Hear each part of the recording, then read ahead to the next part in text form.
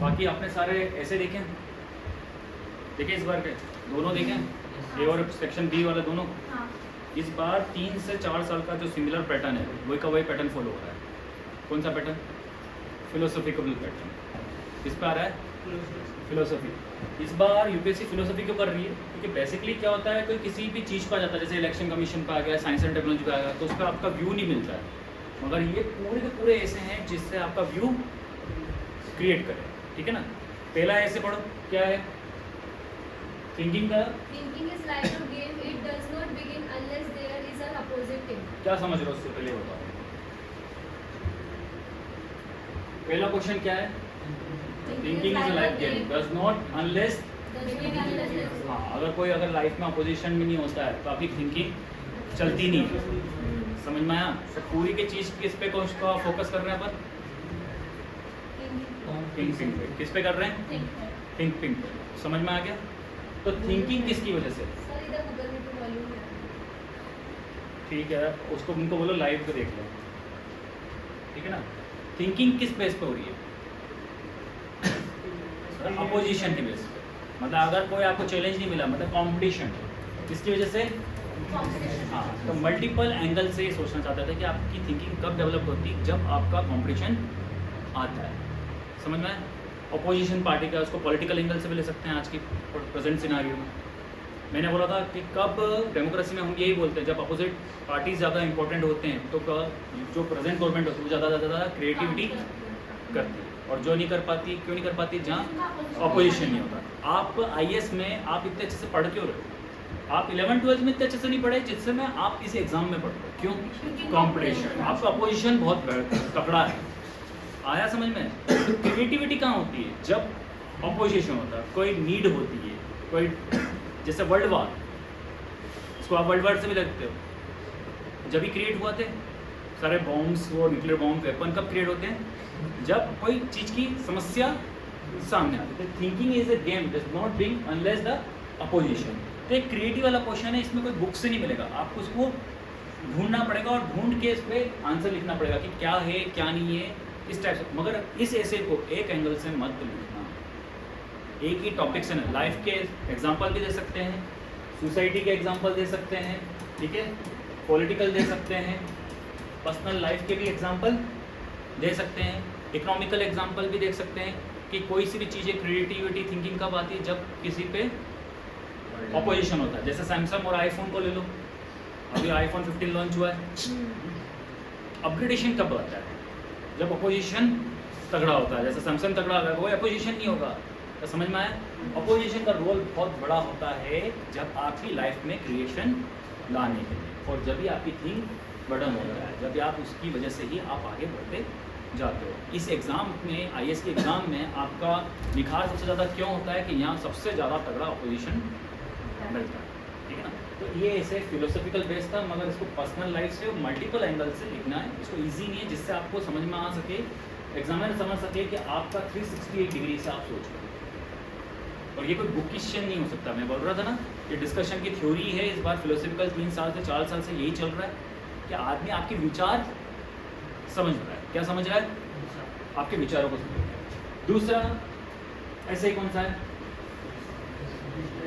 हाँ, विजनरी।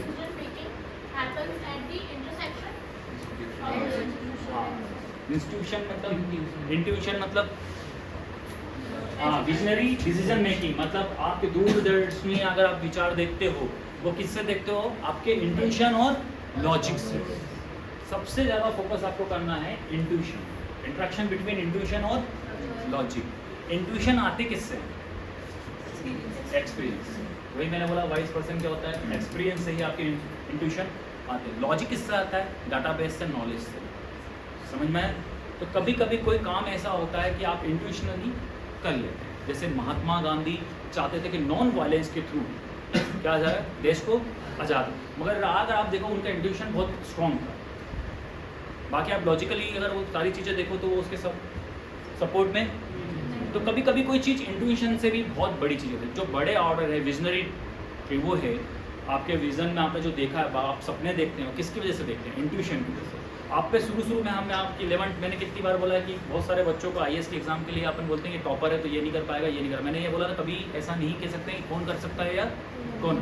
उस पर डिपेंड क्या होता है, उसके इंट्यूशन, मतलब आपकी हार्ड वर्क, आपके लॉजिक, आपकी रण इच्छा, उसी की बदौलत आप एग्जाम करते हो। तो ये कह रहे हैं कि बड़े बड़े विजनरी डिसीजन किससे लिए जाते हैं, इंट्यूशन से।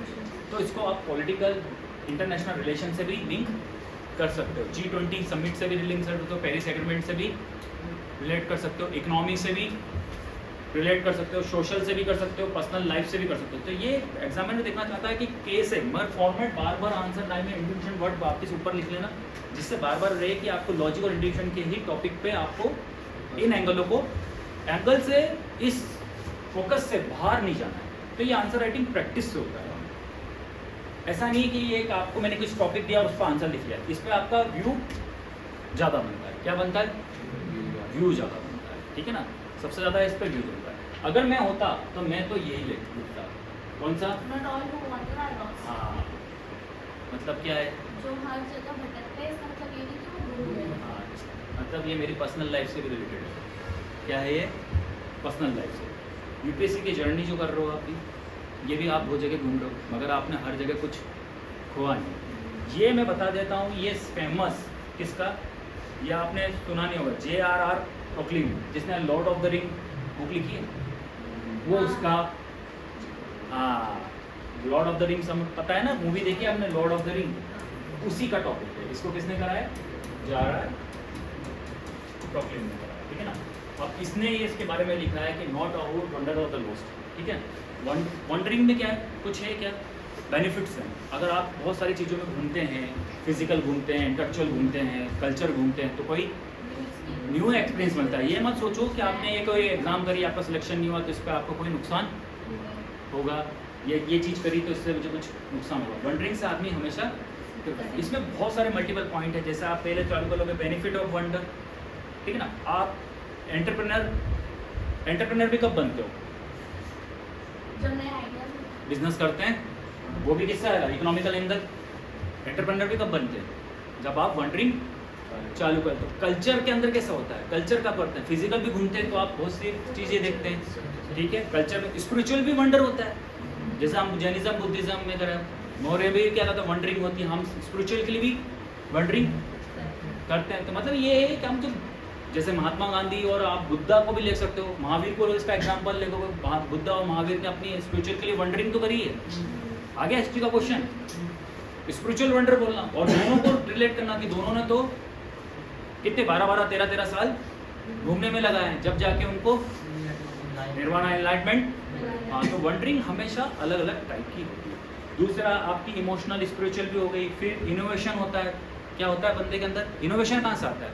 कुछ खोजने में क्यूरियोसिटी बढ़ती है वंडरिंग से। क्या बढ़ती है? पर्सनल ग्रोथ होती है। अब ये आंसर लिखने में डिफिकल्टी हो जाती है कि आप इतने वर्ड कैसे, ये आपके अंदर का है, ये कोई पढ़ा नहीं सकता है, ये डिस्कशन से आता है। क्यूरियोसिटी भी होती है। अब ये सब मिक्सअप है इस वंडरिंग के अंदर, है कि नहीं है? पर्सनल ग्रोथ नहीं होती है वंडरिंग से, क्यूरियोसिटी नहीं जाती है, बहुत सारी चीज़ें होती है। फिर कल्चर अंडरस्टैंडिंग हो रही है आपकी। इंटेलेक्चुअल लेवल नहीं बढ़ रहा है, किससे बढ़ रहा है? वंडरिंग से ही बढ़ता है। आज अपन आप एक्सपीरियंस, मैंने कितनी बार आप लोगों को बोला कि आंखें खुली करके जाओ, मतलब वंडरिंग करो, ये उसी का है। तो बस कभी कभी आपको कोट अगर ध्यान है कि किसने बोला, इसलिए कभी बड़े बड़े के कोट है वो पढ़ो, वहीं से यूपीएससी कोट से उठा के क्या दे देता है क्वेश्चन। अगर ये इंट्रो में हम ये लग रहे जेबरेट ट्रिकलिंग की ने ये बोला है कि वंडरिंग में द लॉस, और उसको मैंने इतने मल्टीपल आपको पॉइंट्स बताया, ये 10-12 पॉइंट बताया। इंटेलेक्चुअल वंडरिंग, पर्सनल ग्रोथ, ठीक है ना, फिजिकल वंडरिंग होती है, हाँ, स्पिरिचुअल होती है, एंटरप्रेन्योरशिप भी होती है, इकोनॉमिकल भी होती है, पॉलिटिकल भी होती है, लाइफ की जर्नी होती है। इतने सारे पॉइंटों को बस आपको क्या करना है, अरेंजमेंट आना चाहिए। क्या आना चाहिए?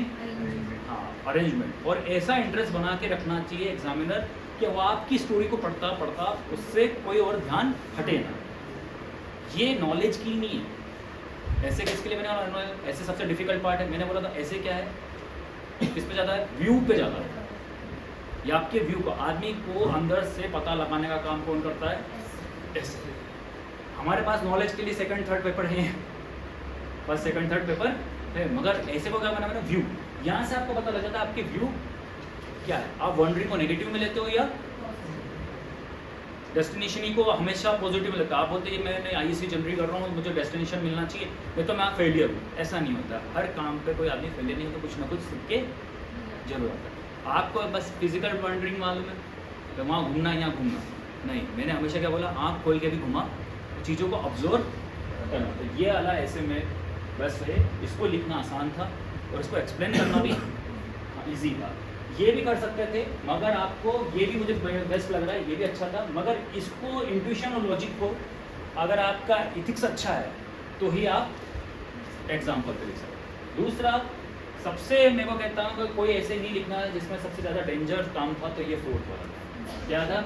Inspiration for creativity springs from the efforts to look for the magical in the unique. हाँ, नहीं मतलब रचनात्मक प्रेरणा लौकिक में चमत्कार ढूंढने का प्रयास उग जाती है। तो मतलब कुछ पाने के लिए, मैजिकल करने के चक्कर में ही कुछ नया, हाँ कुछ चमत्कार करने के चक्कर में ही कुछ डिस्कवर होता है। समझ में? न्यूक्लियर बॉम्ब होते हैं, आइंस्टाइन है, बहुत कुछ सही एकदम चमत्कार करना, कुछ एकदम से बड़ा करने में ही कुछ बड़ा निकलता है। तो ये ले थोड़ा सा डिफिकल्ट है, इसको समझाना और मल्टीपल एंगल में लेना डिफिकल्ट है। इसको क्या था ये?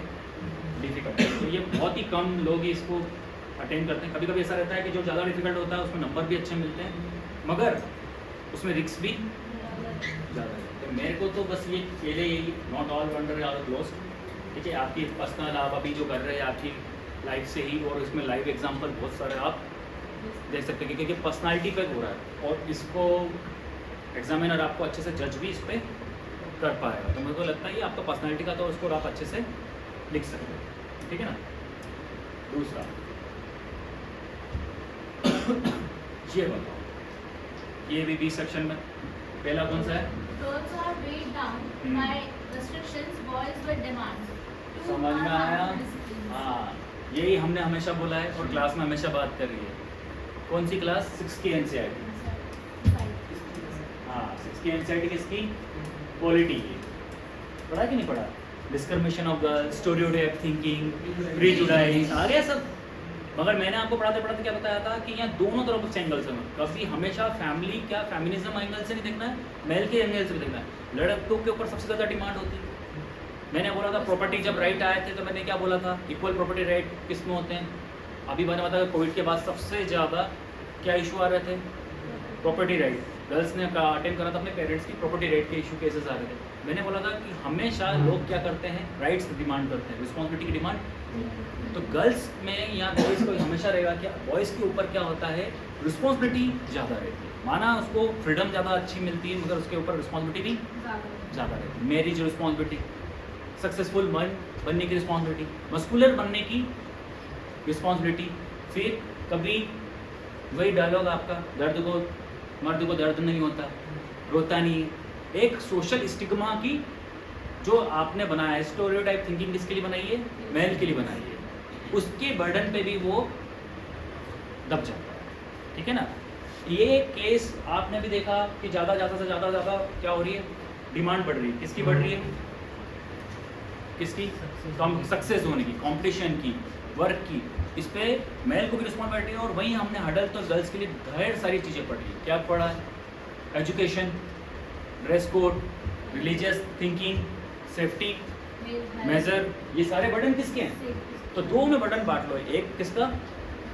गर्ल्स का और एक बॉयज़ का। उस पर दो पे डिफाइन करते हैं। सबसे ज़्यादा बर्डन आजकल क्या हो रहा है? Emotional burden. गर्ल्स को भी इमोशनल अलग है और बॉयज़ का भी इमोशनल अलग है। इसी के सबसे ज़्यादा सुसाइड केस कहाँ हो रहे हैं? इंडिया में। अभी हमने रिपोर्ट द हिंदू में कल ही परसों पढ़ी थी कि हाउस मेकर सबसे ज़्यादा 50% सुसाइड कौन कर रही है? क्योंकि इमोशनल टॉर्चर कर रही है। और आईटी में वर्क करने वाले, लोन लेने वाले मेल भी फाइनेंशियल स्ट्रेस की वजह से सुसाइड कर। तो दोनों का इमोशन अलग है। सोसाइटी ने हमारी ऐसा बना दिया है कि मेल को अपना इमोशन बाहर ही नहीं निकाल पाता। समझ में? कौन सी थ्योरी की तरफ? मस्कुलर। और ये इसमें एक जर्मन सैमन लूसी ने का स्टेटमेंट है। किसका स्टेटमेंट है? हाँ, एक जर्मन फिलोसोफर है, फ्रेंच फिलोसोफर है सॉरी, उसका स्टेटमेंट है। उसी ने बोला है कि ये सोसाइटी में सबसे ज़्यादा HRD क्रिएट करने में ये दिक्कत आती है। क्या करने में? रिचार्ज। ये एक तो गर्ल है, उसको तो आप क्या कर देते हो? स्ट्रेस कर देते हो, और जो बॉयज़ है उसको ओवर बर्डन कर देते हो। तो दोनों मिसमैच, शेयरिंग पे काम नहीं चलता। आप शेयरिंग पे काम क्या लगाएंगे? उसके लिए 6 की एंजाइटी ने बोला है कौन सी थिंकिंग लानी है? अनबायस थिंकिंग में, और प्रेजुडाइज थिंकिंग को ख़त्म करना है, स्टीरियोटाइप को ख़त्म करना है, ऑर्थोडॉक्स थिंकिंग को सेपरेट करना है, ठीक है ना, लिबरल आइडियोलॉजी को बढ़ाना है, इक्वलिटी को प्रमोट करना है, अनइक्वलिटी को ख़त्म करना है। तो जो भी आपने पॉलिटिक्स में पढ़ा है उसको करके रिलेटेड करके लिख सकते हो कि कैसे गर्ल्स को और इनको इक्वलिटी में लाया जा सके और कैसे सोशल ऑर्डर को चेंजेस किया। बेसिकली आप खुद ही बोल सकते हो कि यूपीएससी में अभी 5 टॉपर कौन आई थी? गर्ल्स आई थी। बड़ा बात हो गया, समझ में आया? तो ये इसको आपको प्रॉब्लम के साथ चालू करना है और फिर साथ में किसके साथ करना है? सॉल्यूशन के साथ एंड करना है। तो ये टॉपिक सबसे इजी है। कौन सा टॉपिक? ये टॉपिक्स क्या है? सबसे इजी है। और इस टॉपिक को सोल्व करना बेनिफिट था क्योंकि ये आपकी सोसाइटी का टॉपिक है, एनसीईआरटी का टॉपिक है, आपने पढ़ा भी है, इसमें सोसाइटी भी पढ़ी है, अपनी इकोनॉमिकल भी पढ़ा है, आपके पास बहुत सारी रिपोर्ट्स है, पॉलिटिकल एंगल भी है आपके पास, सब कुछ है आपके पास। अगर आपको स्टेटमेंट पता लग जाता है कि स्टेटमेंट किसका है, सैमुअल लूसी का है, तो बढ़िया है, इंट्रो में लिखो। इसलिए आप आगे से क्या काम करोगे? थिंक करके स्टेटमेंट्स पे काम करोगे। फिर दूसरा कौन सा है? हाँ, ये थोड़ा डिफिकल्ट है। मैथमेटिक्स इज हाँ, ये बोलूँगा पढ़ोगे कहाँ से? एथिक्स के ऐसे क्या आजकल टॉपिक 3 साल से ऐसे हैं कि आपकी लाइफ से ही जुड़े हुए हैं और आपकी अंडरस्टैंडिंग ढंग की नहीं हुई तो ये पेपर सॉल्व नहीं। बहुत इजी क्वेश्चन है, ये आपसे बस थोड़ा सा व्यू मांग रहे हैं। मतलब आप एडिटोरियल राइटर एक टॉपिक पे लिखने वाले हो जाओ तो काम हो जाएगा, मगर ये डिफिकल्ट है। Mathematics the music of reason, ये कह रहा है हर फॉर्मूला कैलकुलेशन डाटा ही एक चीज़ का रीज़न होता है, तो हर बार रीज़न नहीं हो सकता क्योंकि कहीं कहीं हमने कैलकुलेशन करे हैं तो कुछ गलतियाँ होती हैं। मगर मैथमेटिक्स जरूरी भी है लाइफ के अंदर, मगर ये मेरे हिसाब से डिफ़िकल्ट टॉपिक है। इसको टच करना क्योंकि इसके मल्टीपल, जो ही टॉपिक टच करो जिसके मल्टीपल एंगल बना सको, जिसके मल्टीपल एंगल नहीं बना सको उस बॉडी को टच मत करो क्योंकि 2500 वर्ड लिखने में पसीना आ जाता है, ठीक है ना। तो जिसके मल्टीपल एंगल बना सको, तो जैसे ही कोई क्वेश्चन आता है तो मैंने आपको क्या बोला कि सोसाइटी एंगल क्या है, तो मेरा पॉइंट लिख लूँ। जैसे मैंने पॉइंट बोले थे अभी एजुकेशन, इमोशनल, तो ये रो डायग्राम बना के पहले से 2 टॉपिक को पढ़ के उसके अंदर पॉइंट डालना चालू, और उसके बाद थिंकिंग हो जाती है, फिर उसको एलोबरेट करना चालू करो। दूसरा कौन सा है? हाँ, ये तो बिल्कुल बता दो, ये कोई समझ गया हो तो मैं बता दूंगा क्या समझा है कोई। तुम ये क्वेश्चन समझो, ये बहुत इजी है। मतलब जहाँ इजीली जस्टिस मिल जाता है लोगों को, जहाँ क्राइम्स वगैरह कम हो, जैसे कि गवर्नमेंट है आजकल इनजस्टिस ज़्यादा है, कुछ चैरिटी के तौर पर स्कीम्स ला देती है, इंसेंटिव। Very good. कौन? फ्री बाइस आ गया। फ्री बाइस का ऐसे में आ गया। गरीबी की ज़रूरत, आपको फ्री में आटा देना, फ्री में हम हमारी बहनों को मध्य प्रदेश में लाडली को 1000 दे रहे हैं, 2000 दे रहे हैं, क्यों ज़रूरत पड़ रही है चैरिटी की? क्योंकि आपके सोसाइटी के अंदर जस्टिस, इनइक्वालिटी हाई है। मैंने हमेशा कहा है कि आप हमें चैरिटी मत दो, हमें टूल्स दो। कल भी बात करते, फार्मर को भी क्या बात करा था? सब्सिडी नहीं चाहिए, क्या चाहिए? टूल्स। तो चैरिटी वर्क काम होता है जहाँ सोसाइटी में इनजस्टिस चल रहा है। तो हमारी सोसाइटी में इनजस्टिस है, schedule caste, schedule tribe, woman, हाँ, लैंग्वेज, इनजस्टिस में ठीक है, मगर डिस्क्रिमिनेशन होता है। क्या होता है? डिस्क्रिमिनेशन होता है। तो इनजस्टिस है हमारी सोसाइटी में, जब भी तो आप चैरिटी वर्क कर रहे हो। अब यूएसए में और उधर आप चैरिटी वर्क देखते हो, यूरोप में फ्री में ऐसा कुछ नहीं दिया जाता क्योंकि वहाँ इनजस्टिस नहीं। तो इस एंगल को आप फ्री बाइस से रिलेट करते हो, जो भी आजकल गवर्नमेंट की पॉलिसी चल रही है, ठीक है। और इनजस्टिस क्यों हो रहा है? इनइक्वलिटी ज़्यादा है। तो ये पूरा टॉपिक आपका कहाँ का है? Current affair. किसका था ये? तो आप समझ जाओगे। तो आपको सोसाइटी में क्या करना है? जस्टिस लाना है, लोगों को बढ़ावा देना है। कैसे रहेंगे? स्टार्टअप इंडिया है ना, स्किल एम्पावरमेंट, ना कि फ्री में देने हैं। क्या बनना है? स्किल इंडिया के थ्रू हम एम्पावरमेंट कर रहे हैं, रोजगार बढ़ा रहे हैं, ठीक है ना, लोन्स प्रोवाइड कर रहे हैं, मुद्रा बैंक से इसलिए स्टार्टअप प्रोवाइड करेंगे, ना कि फ्री बिजली देना, फ्री गेहूँ देना, हर खाते में 100 रुपये बहना को आना, 8,000 का स्टाइपेंड में गाड़ियाँ देना, ये नहीं है। मैंने बोला इससे लोड भी बढ़ता है और चैरिटी वर्क करने से कोई लॉन्ग टर्म सोल्यूशन। तो ये अपना डिस्कस है, मगर ये क्या है, हिडन ऐसे होते हैं, समझना इम्पोर्टेंट होता है। अगर आप समझ नहीं पा रहे हो तो आप दिक्कत है। तो आपको पहले क्या समझना पड़ता है कि ऐसे क्या है, ये भी हो जाता है। फिर ये एक और आखिरी जो हम हर बार क्लास पे बात करते रहते हैं, क्या एजुकेशन। हाँ, मैंने हमेशा बोला कि आप लोगों को दिक्कत क्यों होती है, आउटकम ऑफ एजुकेशन। किसकी वजह से, आउटकम एजुकेशन के बारे में बात करिए, इसके बारे में बात करिए इसमें। हाँ, मतलब शिक्षा वह है जो विद्यालय से सीखी गई बातों को भूल जाने के बाद भी शेष रह जाती है। मतलब शिक्षा ऐसी होनी चाहिए कि आउटकम एजुकेशन आना चाहिए। मैंने कहा कि अपने साथ आ रहे बच्चों के साथ प्रॉब्लम क्या है, हमारे अंदर आउटकम एजुकेशन है।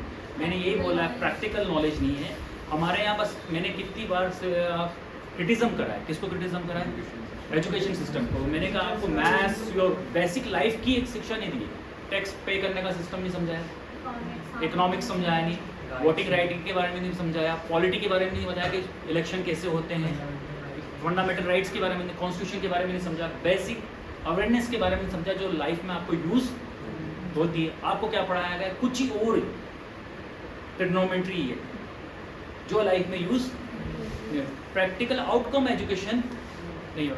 फिर दूसरा, आपको मैंने हमेशा बोला कि आपका यूपीएससी में सिलेक्शन क्यों नहीं होता है कि आपको हमेशा क्या चाहिए, नंबरिंग, रैंकिंग पे नंबर आना चाहिए, जो पढ़ा है वो आना चाहिए। और यूपीएससी क्या पूछता है, आउटकम, क्या आपने उसके सिलेबस से सीखा। तो उसकी एजुकेशन, नेशनल एजुकेशन पॉलिसी का इस बार आया ही था, तो उसने उसके रिलेटेड डायरेक्ट नहीं दिया, उसने किस पे फोकस करा है, हायर नहीं, प्राइमरी लेवल के एजुकेशन पे पास करा। मैंने सबसे ज़्यादा क्रिटिज्म क्या करा है प्राइमरी के अंदर, वैल्यू।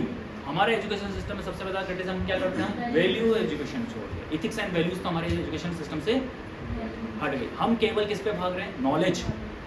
मैंने बोला नॉलेज और वैल्यू अगर होती है तो ही एक आदमी गुड पर्सन बनता है, सोसाइटी अच्छी बनती है। अगर केवल हम नॉलेज पे जाएंगे और किसी के पास वैल्यूज़ नहीं है तो वो क्या बन सकता है, टेररिस्ट भी बन सकता है, स्मगलर भी बन सकता है।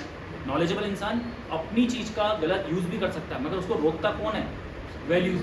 हमारी एजुकेशन सिस्टम से क्या बाहर होती जा रही है, वैल्यूज़, और आउटकम नहीं करना, प्रैक्टिकल थिंकिंग पे कोई फोकस नहीं करना। तो उसी पे ये पूरा टॉपिक था, और उसी को तुम्हें कैसे एलोबरेट करना है, पहले पॉइंट लिखना पड़ेंगे इसके, और कैसे उसको लिंक आना जरूरी है। क्या आना चाहिए ऐसे में, लिंक, कि पढ़ने वालों को इंटरेस्ट आना चाहिए। तो ये टॉपिक आप समझ रहे हो ना, तो कहीं से भी बुक से टॉपिक नहीं आएगा।